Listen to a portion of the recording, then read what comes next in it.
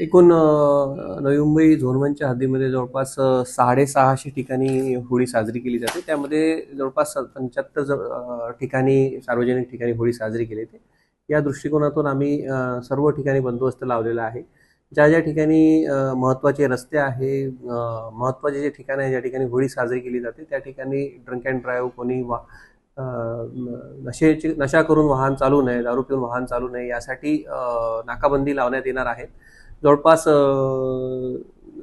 500 police अधिकारी अंमलदार यासाठी लावण्यात आलेले आहे. या व्यतिरिक्त महत्त्वाचा कार्यक्रम सुद्धा आहे डी.वाय. पाटील येथे त्या ठिकाणी जवळपास 350 लोक लावण्यात आलेले आहेत. कोकणात रंगपंचमी साजरी करावी.